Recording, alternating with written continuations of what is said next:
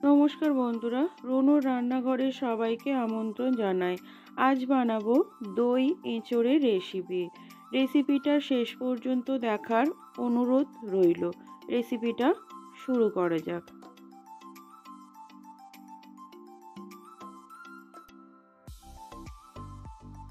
রেসিপিটা বানানোর জন্য আমি এখানে এঁচোড় আর আলু কেটে নিয়েছি। এঁচোড়গুলোকে এরকম ছোট ছোট টুকরো করে কেটে নিয়েছি।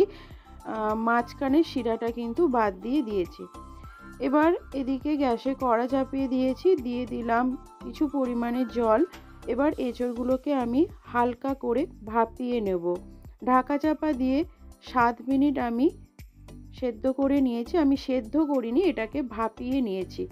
এঁচোড়টা কিন্তু আমার সেদ্ধ হয়নি।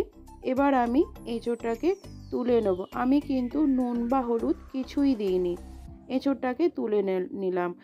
ওই কড়াটা ধুয়েই আবারও চাপিয়ে দিয়েছি, একটু বেশ কিছুটা পরিমাণে তেল দিয়েছি। এবার আমি কেটে রাখা আলুগুলোকে দিয়ে দিলাম।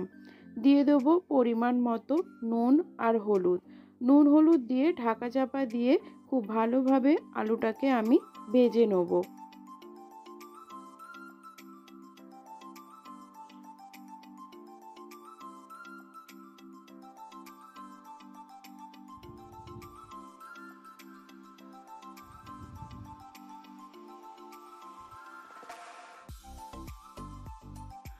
ঢাকনা খুলে একবার চেক করে নেবো আলুটা আমার ঠিকঠাকভাবে ভাজা হয়েছে কিনা। আলুটা আমার এখনও বাকি আছে, তাই খুব ভালোভাবে নাড়িয়ে ছাড়িয়ে আবারও ঢাকা চাপা দিয়ে আলুটাকে আমি ভেজে নেবো। এইভাবে ভাজতে ভাজতে কিন্তু আলুটা ভাজা হতে হতেই অর্ধেক সেদ্ধ হয়ে যাবে।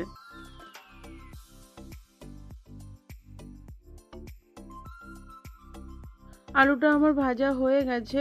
এবার আমি আলুগুলোকে তুলে নেব।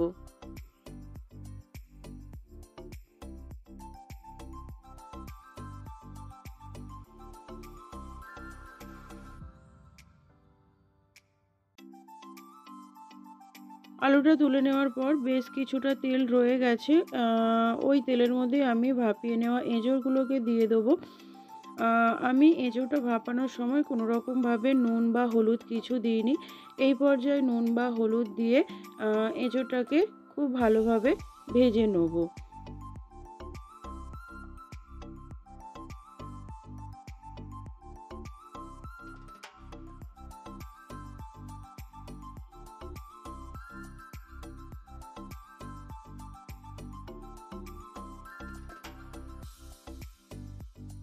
এঁচোড়টা আমার ভাজা হয়ে গেছে।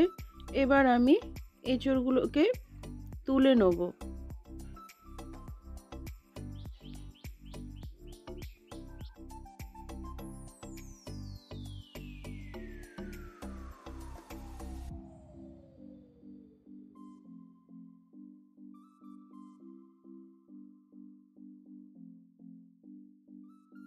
এঁচোড়টা তুলে নেওয়ার পর ওই কড়াতেই আরও কিছু পরিমাণ সর্ষের তেল দিলাম। এঁচোড়টা সর্ষের তেলে রান্না করলে কিন্তু স্বাদ বেশি ভালো হয়। চেষ্টা করবেন সর্ষের তেলেই রেসিপিটা বানানোর। তেলটা গরম হলে দিয়ে দিলাম গোটা জিরে, আর দিলাম গরম মশলা, দিলাম 2টো এলাচ, 3 টুকরো লবঙ্গ ও 1 টুকরো দারুচিনি, একটা তেজপাতাও দিয়ে দিলাম। ফোড়ন থেকে একটা সুন্দর ভাজা গন্ধ বেরোলে দিয়ে দিলাম 1 টিস্পুন মতো বেটে রাখা আদা।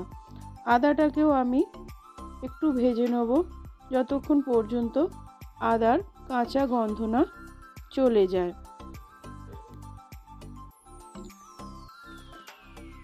আদাটা আমার মোটামুটি ভাজা হয়ে গেছে। এবার আমি এর মধ্যে দিয়ে দেবো কেটে রাখা টমেটো।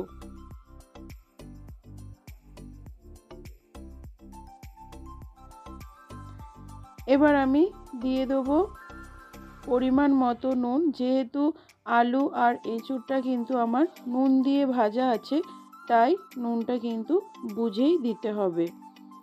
এবার আমি সব কিছুকে খুব ভালোভাবে মিশিয়ে নিয়ে খুব ভালোভাবে টমেটোটা কষিয়ে নেবো যতক্ষণ পর্যন্ত টমেটোটা না গলে যায়।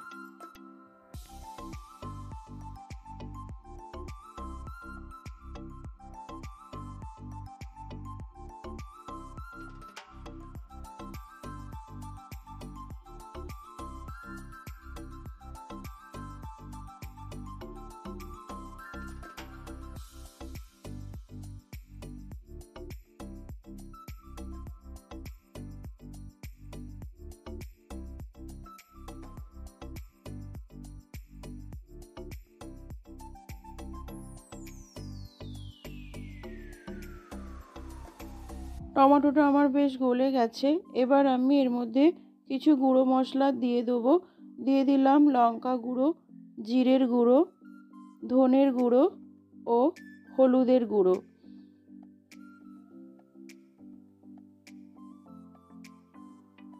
যেহেতু আমি গুঁড়ো মশলার ব্যবহার করেছি, অল্প পরিমাণে জল দিয়ে আমি মশলাটাকে একটু কষিয়ে নেব।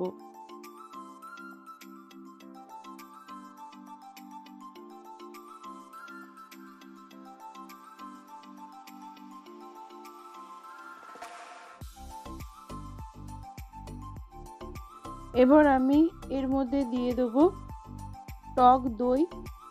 আমি 100 গ্রাম টক দই খুব ভালোভাবে ফেটিয়ে রেখেছি, সেই দইটা আমি দিয়ে দেবো।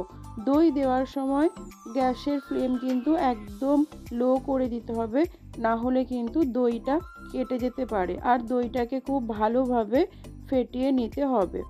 দিয়ে দিলাম হাফ টিস্পুন পরিমাণ চিনি। এবার সমস্ত মশলাকে মিডিয়াম টু লো ফ্লেমে খুব ভালোভাবে কষিয়ে নিতে হবে।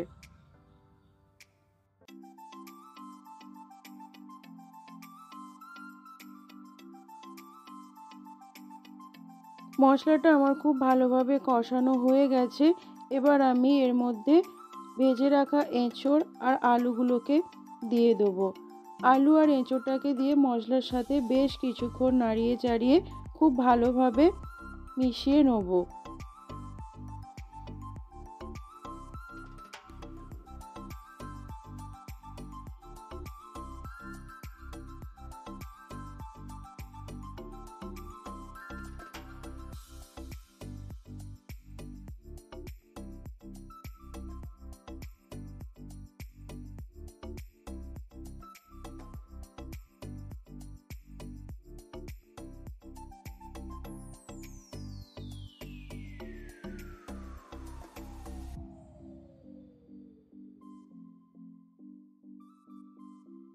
এঁচোড় আর আলুর সাথে মশলাটাকে খুব ভালোভাবে মিশিয়ে নিয়েছি।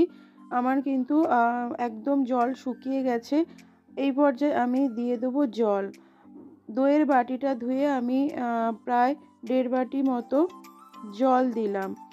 এবার সব কিছুকে আবারও খুব ভালোভাবে একবার নাড়িয়ে চাড়িয়ে ঢাকা চাপা দিয়ে এঁচোড় আর আলুটাকে সেদ্ধ হতে সময় দেবো।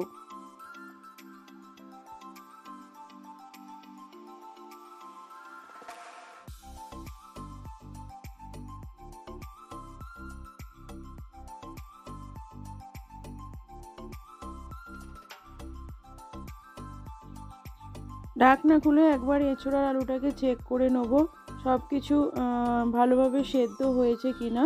আর একটু সেদ্ধ হতে বাকি আছে। আমি আবারও মিনিট 3 জন্য মিডিয়াম টু লো আছে ঢাকা চাপা দিয়ে আরও কিছুটা সময় সেদ্ধ হতে সময় দেবো। ঢাকনা খুলে আবারও একবার চেক করে নেব সব কিছু সেদ্ধ হয়েছে কিনা। আশা করি সব কিছু সেদ্ধ হয়ে গেছে। একদম আলু আর এঁচোড় খুব ভালোভাবে সেদ্ধ হয়ে গেছে। এবার আমি এই পর্যায়ে যোগ করব হাফ টিস্পুন ঘি। অবশ্যই এই রেসিপিতে ঘিয়ের ব্যবহার করবেন, তাহলে কিন্তু রান্নার স্বাদ অনেক গুণে বেড়ে যায়। যদি কারোর ঘিয়ে সমস্যা থাকে তাহলে ঘিটা স্কিপ করতে পারেন। তো আমি এখানে ঘিটা দেওয়ার পরে আরও মিনিট খানেক এটাকে ফুটিয়ে নেব। রান্নাটা কিন্তু একদম রেডি।